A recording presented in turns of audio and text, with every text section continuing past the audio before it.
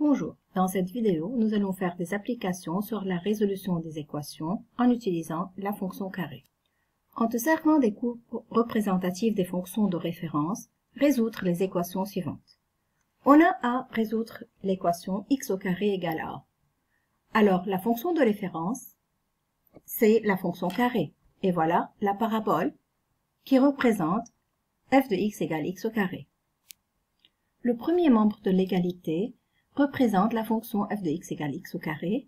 Le second membre de l'égalité représente une droite d'équation y égale à a, ou bien g de x égale à a. Donc, c'est une droite parallèle à l'axe des abscisses, passant par le point 0a, par exemple. Et voilà la droite. Mais dans la première partie, nous avons a plus grand que 0, donc la droite est située au-dessus de l'axe des abscisses. C'est une droite, y égale à a. Cette droite, si je la déplace, voilà, pour a positif, on trouve qu'elle coupe la courbe en deux points. Donc je comprends tout de suite qu'il s'agit de deux solutions distinctes pour cette équation. Bon voilà, si a égale à 4 par exemple, on trouve que x égale à moins 2 ou x égale à 2. On dit que moins 2 est la racine carrée négative de 4 et que 2 est la racine carrée positive de 4. Pour résoudre graphiquement cette équation, on lie les abscisses des points d'intersection de la courbe avec la droite y égale à a. Ici, on trouve qu'il y a deux points d'intersection, donc on a deux abscisses qui sont plus radicales de a et moins radicales de a.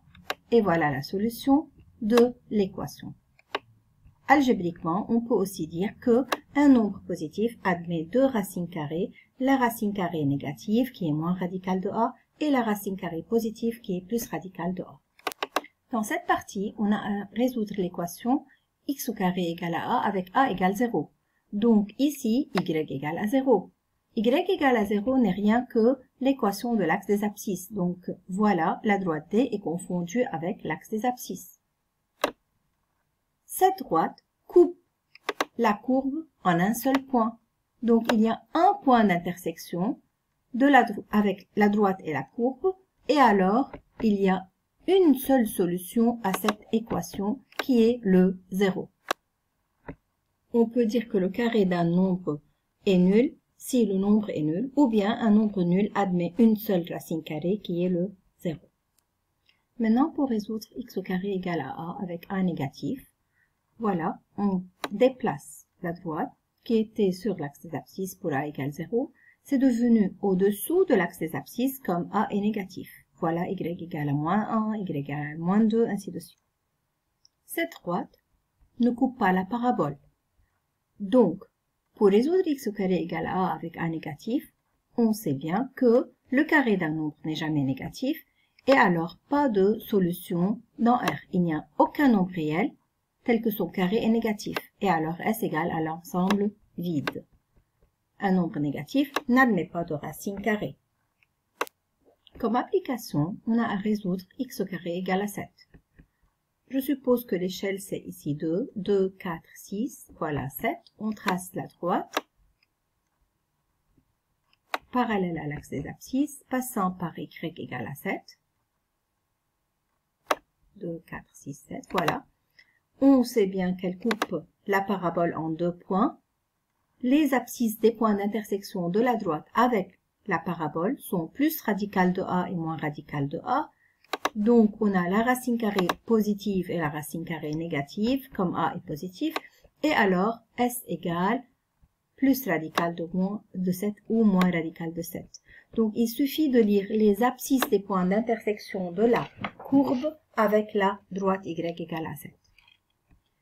Pour résoudre x au carré égale à moins 7, le moins 7 maintenant, c'est une droite qui est parallèle à l'axe des abscisses, mais au-dessous de l'axe des abscisses. Et donc, on a dit qu'il n'y a aucun nombre réel tel que son carré est négatif, pas de solution dans R, et S égale à l'ensemble vide.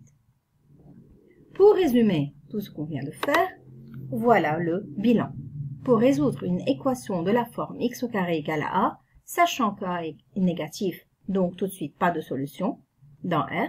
Pour a égale à 0, on a une seule solution, qui est s égale à 0.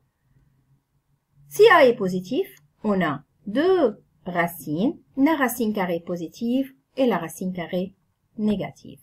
Merci.